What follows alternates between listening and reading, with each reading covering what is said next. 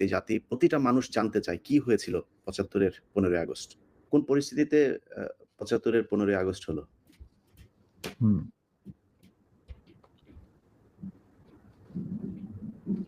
খুবই স্পর্শকাতর প্রশ্ন ইলিয়াস। নিজের বাদ্য নিজে বাজানো অনেক সময় ঠিক হয় না। কি হয় আল্লাহর ইচ্ছায় হয়। আমি একজন আমি আমি এজন্যই বললাম যে আপনার নিজের ঢোল আপনি যেটা মানে বাজানোর কথা বলছেন, আপনি তো বাজান নাই ৫০ বছর চুপ ছিলেন। যেই স্বাধীনতা আপনারা এনে দিয়ে গিয়েছেন, সেই স্বাধীনতা না আসলে তো আজকের শেখ হাসিনা যে অবস্থায় দেশকে নিয়ে গিয়েছিল, সেই ৭৫ এর পরে আরো হয়তো ২-১ বছর লাগতো শেখ মুজিবের সেখানে নিয়ে যেতে। তো আমাদেরকে এই যে উদ্ধার করে দিয়ে গিয়েছেন, এই কৃতজ্ঞতা বোধটা বাঙালি জাতির নেই। যে কারণে আজকে মেজর শরীফুল হক ডালিম বাংলাদেশের মাটিতে নেই। অথচ আপনাদেরকে সর্বোচ্চ সম্মাননা দিয়ে আমাদের দেশে রাখা দরকার ছিল। সেই সম্মানটুকু আমরা দেখাতে পারি নাই বলেই মাঝে মধ্যেই আবার ২০২৪ আসে। তো আপনি ওইটা নিয়ে আমার মনে হয় আ দেরি তো অবশ্যই হয়েছে কিন্তু আমাদের জানা উচিত। এই জাতি প্রতিটা মানুষ জানতে চায় কি হয়েছিল ৭৫ এর ১৫ই আগস্ট। যখন ৭ দফাতে চুক্তি করে নজরুল ইসলাম আর তাজউদ্দিনকে পারমিশন দেওয়া হলো to establish provisional government in Calcutta, এই ৭ টা ক্লজ পড়ে সাইন করার পর দস্তখত করার পরে নজরুল ইসলাম সাহেব ফিট হয়ে পড়ে গিয়েছে। General Manekshaw joint command establish করার পর কথা ছিল যে general Usmani on behalf of Bangladesh government will invite General Manishaw to come and be present as an auxiliary force commander, সহায়ক শক্তির commanding chief হিসাবে in the Sunday ceremony, but the instrument will be signed by the Mufti Fauj commander-in-chief, who was General Usmani, Colonel Usmani. কিন্তু সেটা হতে দেওয়া হলো না। 16ই ডিসেম্বরে যে সারেন্ডার সেরেমনি হলো রেস করতে, সেখানে পরিষ্কার বাংলাদেশের জনগণ দেখতে পেল যে পাকিস্তান আর্মি সারেন্ডার করছে ভারতীয় সেনাবাহিনীর কাছে, এবং সেখানে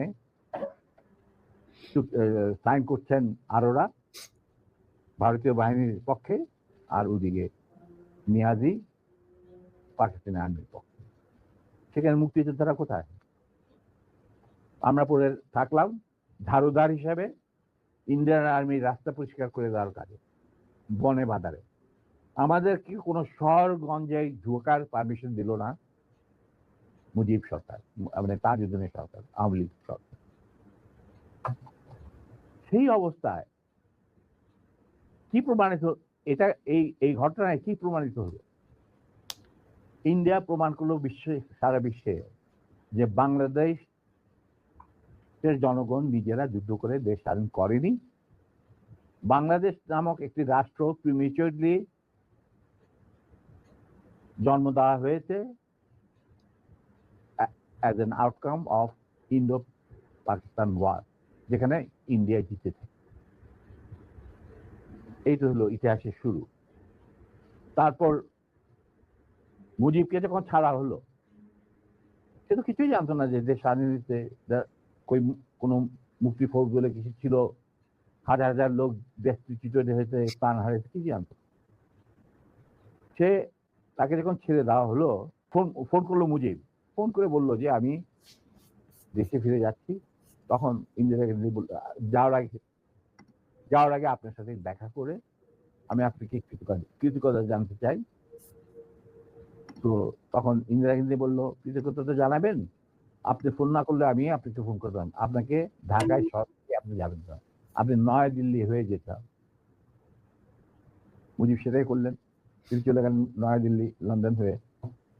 সেখানে কি হলো, যেই 7 দফা চুক্তিতে সাইন করার পর প্রবাসী সরকার গঠন করেছিল তাজউদ্দিন আর নজরুল ইসলাম, সেই আওয়ামী লীগ বাংলাদেশে ক্ষমতা গ্রহণ করলো সারেন্ডারের পর ওই 7 দফা ভিত্তিতে। এবং সেই 7 দফাতে মুজিব স্বাক্ষর দেওয়ার পর ফিরে গিয়ে তিনি ক্ষমতা নিজে হাতে নিয়ে নিলেন। তাজউদ্দিনকে বললো, তাজউদ্দিন তুমি প্রাইম মিনিস্টার থাকবে না, আমি হোম প্রাইম মিনিস্টার।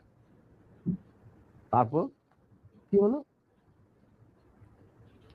কোনো নির্বাচন নাই, কিছু নাই। ওই 70-এর নির্বাচন সুবাদে তারা ইন্ডিয়ার 4 স্তম্ভ ডুপ্লিকেট বাংলাদেশে ইম্পোর্ট করে তার উপরে একটা সংগঠন বানানো,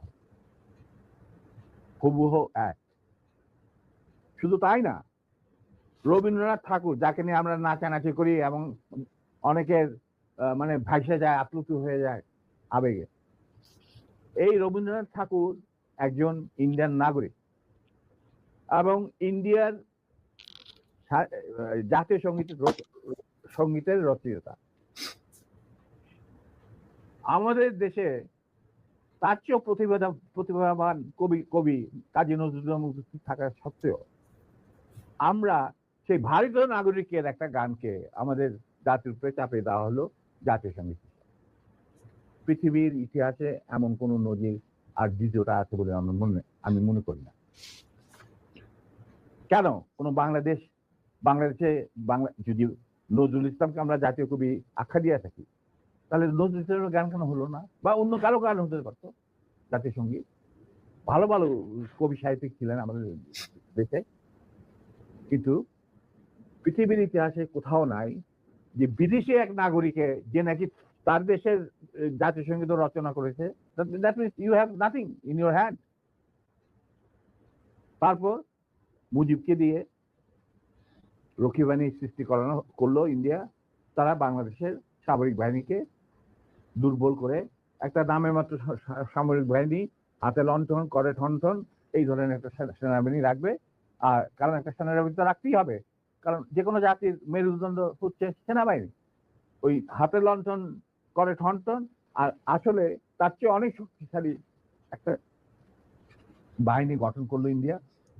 স্যার, ওই যে ৭ দফাটা আমরা তো ইতিহাস পড়ে আমরা তো আসলে সাক্ষী না। আমরা পড়ে মানুষকে জানানোর চেষ্টা করেছি। আপনার স্মরণ আছে ৭ দফাটার কথা কি, কি ছিল? ওই দফায় যদি কয়েকটা গুরুত্বপূর্ণ জায়গা যদি মনে রাখেন। দেখো, আমি তো অ্যাকচুয়ালি ৭ দফায় একদম এগুলো আমার বইতে লেখা আছে। হুম। যারা এটা কেন জিজ্ঞেস করলাম স্যার? কারণ হচ্ছে মানে আপনি আচ্ছা, আমি সেনাবাহিনী তো করতে পারবেন না স্যার। সেনাবাহিনী তো ৭ দফা মানলে করতে পারবেন না স্যার। আমার পক্ষে হয়তো এখন রিকালেক্ট করা অফেন হুম। ডিফিকাল্ট, কারণ জি, আমার মাথায় অনেক কিছু খেলা করে। জি স্যার। দু একটা জিনিস বলছি, যেমন ধরো মুজিব এবং তার সরকারকে প্রোটেকশন দেওয়ার জন্য ইন্ডিয়ান আর্মি অবস্থান করবে বাংলাদেশ। রাইট। অবশ্যই বাংলাদেশের কোনো শক্তিশালী সামরিক বাহিনী গঠিত হবে না। বাংলাদেশের কোনো স্বাধীন বৈদেশিক থাকবে না। নীতি থাকবে না।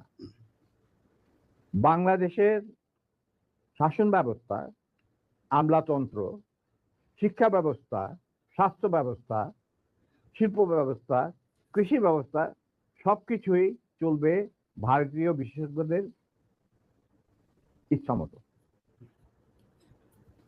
তারা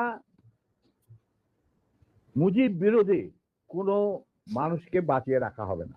তার জন্য যত লোক মারা দরকার মারা হবে, যত লোককে লুলা ল্যাংড়া করা হবে, চক্ষু তুলে নেওয়া হবে, মেয়েদের ইজ্জত লুণ্ঠন করা হবে, কোনো সমস্যা নেই। এইভাবে প্রতিপক্ষের উপর ঝাঁপিয়ে পড়ায় 40,000-এরও বেশি লোক মারা গেছে, সেটা সবাই জানে, প্রত্যক্ষ থেকে আসছে। তারপর তোমার আমরা একটা করদ রাজ্যে পরিণত হয়ে গেলাম। কিন্তু সমস্যা দেখা দিল যে বাংলাদেশের মাটিতে যদি যে ইন্ডিয়ান সোলজাররা অবস্থান নেয়, তাহলে বিদেশ থেকে কোনো দেশেই বাংলাদেশকে স্বীকৃতি দিতে রাজি না। কারণ পাকিস্তান ইতিমধ্যে সিকিউরিটি কাউন্সিল থেকে একটা আইন পাস করে নিল যে বাংলাদেশে কে নিয়ন্ত্রণ করতে ভারত তাদের সেনাবাহিনীর মাধ্যমে, মুজিব সরকারের মাধ্যমে। অতএব এটা একটা ডিসপিউটেড টেরিটরি, এটা একটা স্বাধীন দেশ নয়। তাই আপনারা স্বাধীন কিভাবে রিকগনাইজ করবেন মুজিবের সরকারকে? এরপর এই অবস্থায় ইন্দিরা গান্ধী পড়ল মুসিবত, তো আজ মুজিব সরকার। তখন ইন্ডিয়ান সরকার ডিসাইড করলো যে ঠিক আছে, আমাদের সোলজার আমরা ফেরত নিয়ে আসবো, তার পরিবর্তে আমরা জাতীয় রক্ষী বাহিনী বানিয়ে। তাই করা হলো। তো যে কাজটা ইন্ডিয়ান আর্মি করছিল সেটা পরে জাতীয় রক্ষী বাহিনী করলো। আর কি ধরনের অত্যাচার, অবিচার, কি ধরনের মানে হত্যাযজ্ঞ, গুম, খুন এবং অনাচার, অবিচার মুজিব সরকার করছিল, সেটা খতিয়ান তো তুমি আমার চেয়ে ভালো জানবে। অনেকে এই বিষয়ে লিখেছেন, সাহসী যারা তারা লিখেছেন, আমিও কিছুটা লিখেছি। সেখানেই শেষ হলো না।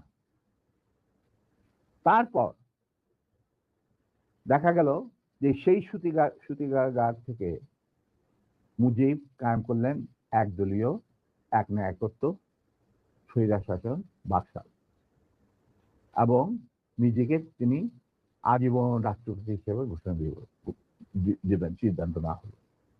এই বাকশালের মেম্বার সবাই। সেই বাকশাল করার পর মুজিবের শক্তি বেড়ে গেল, তার নিষ্ঠুরতা এমন অসহনীয় পর্যায়ে চলে গেল, ইলিয়াস, লুটপাট, মার ধর, চোরাচালান, নকল টাকা ছাপানো ভারত থেকে, এই সমস্ত মানে একটা আমাদের মনে অস্তিত্বই এমন অবস্থায় গিয়ে থাকলো যে মানুষ একদিন মুজিবের জন্য দোয়া করেছিল, ইয়া আল্লাহ, আমাদের এই মুজিব আমাদের চোখের মনি, আমাদের বাঁচাবে, দেশকে স্বাধীন করবে, বাঙালিদের ন্যায্য অধিকার আদায় করবে। সেই মুজিবের জন্য লোকজন আল্লাহর কাছে দোয়া চাচ্ছিল যে আল্লাহ আমাদের আজাদ দাও, নমরুদের হাত থেকে আজাদ দাও, আমরা শেষ মরে যাচ্ছি, সব কোথাও কোনো কেউ নেই প্রতিবাদ করা।